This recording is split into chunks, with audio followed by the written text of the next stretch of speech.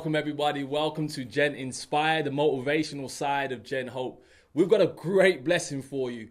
What we're going to do, something different from the interviews that you've seen before. We're going to bring you 10 little videos, 3-4 minute videos discussing a great topic for everybody that can bless everybody. It's all about moving beyond mediocrity. So every day we're going to release for the next 10 days, short little video on the 10 steps Dr. John Andrews believes you need to take to get to that place. So day one, this is day one. We're going to be talking about unnerved by the unknown. So watch this, be blessed, and make sure you implement it before we get to day two. So if we start with chapter 1, and the title is Unnerved by the Unknown. Yeah. Now, every chapter I pulled something out that I wanted to start with, and one of the things that you say is, one of the quotes in there is, one of the things that stops us from breaking through is the fact that we become unnerved by the unknown. So you started off with this chapter. Why did you start off with the unnerved by the unknown? Well, I think for most people it is the most common issue. Yeah. It's the unknown that often stops people from doing stuff. Yeah. So one of the illustrations used in the book is Chuck Yeager breaking the speed of sound in 1947. Theoretically, we knew that human beings could fly that fast without disintegrating.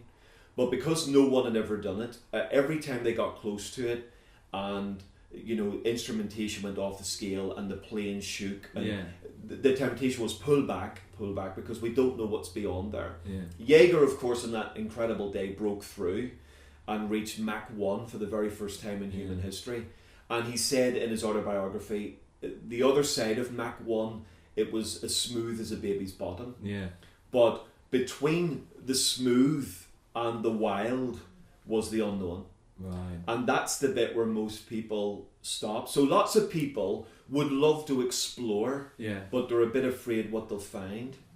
It's like the person who walks into the Chinese restaurant and always orders the same thing. Or orders chips. Why have chips in a Chinese restaurant when it's a Chinese restaurant? But what they're doing is they're staying safe. Yeah. They're not venturing into the unknown in something as simple as their culinary tastes. Well, if you ratchet that up, that's where most people live. They would love to go to Australia, but what if they don't like it? They would love to fly on a plane, but what if they panic? They would love to try a new venture, but what if it doesn't work? So it's often the unknown that stops people moving forward. And do you find, obviously when you started with this and you had people in mind who would read your book, relating and saying, I can relate to that because I know who I want to be, I know what my potential is. Because one of the things that you said is moving from your potential to actually doing it. Yeah. So many people are born with potential. And if someone who's watching this video will say, I've got the potential to be the very best. Yeah. But how do I move from the potential to actually being that person? I've got to face the unknown. Yeah. So what recommendations would you give? Is someone who's battling with that fear of whether that be the fear of the unknown or what will happen? What advice would you give to someone to say how you move from point 1 to be dealing with that aspect? Yeah, I think for me one of the greatest words of advice I can give you is speak to people who've explored the unknown. So those who have literally pushed through the sound barrier of life, those who have ventured where other people said they should never go, they're the sort of people to talk to, because they're able to say to you, I've been to the other side, and actually you can do it, you can achieve it. They're the sort of people you can talk to. So, if I've ever travelled, I've been to over 35 countries in the world, and if I'm going to a new country and I know a friend who's been there, I won't just Google it. I'll call them and I'll say, what should I expect? What's the food like? What's the weather like? Is there any culturally weird stuff that I need to be geared up for? Is there anything I need to watch out for? So what you're doing is you're talking to someone who has been there before. That makes sense. And of course, as a Christian, as a follower of Christ, the ultimate person who's been there before is God himself. So God is always calling us to somewhere we haven't been, but he already is. Knows. Yeah.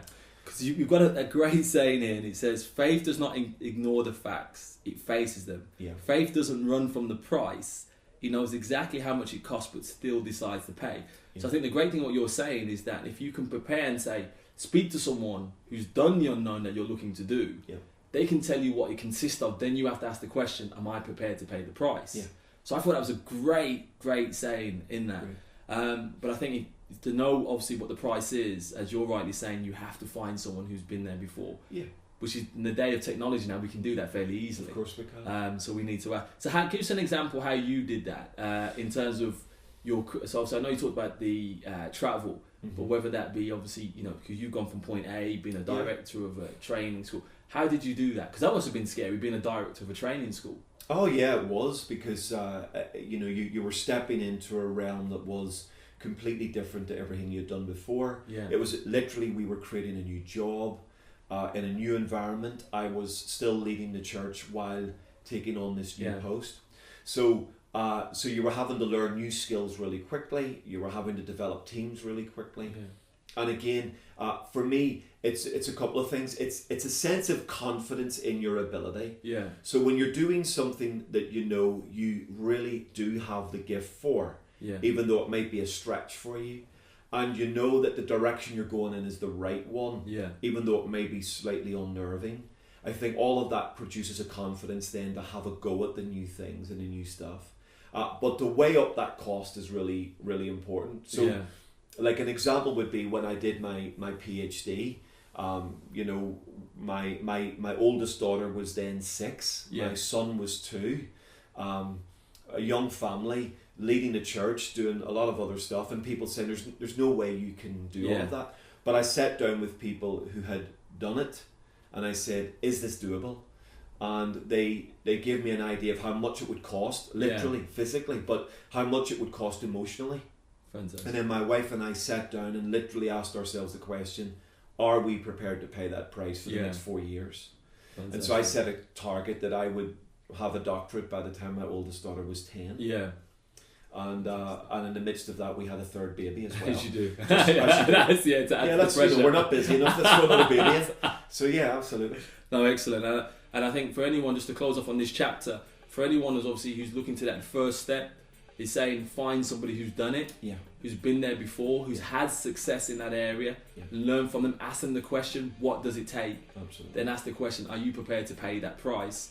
Now you know that the unknown is not so much now the unknown. Yeah. The question now is, are you prepared to pay the price to get there? Absolutely. Excellent.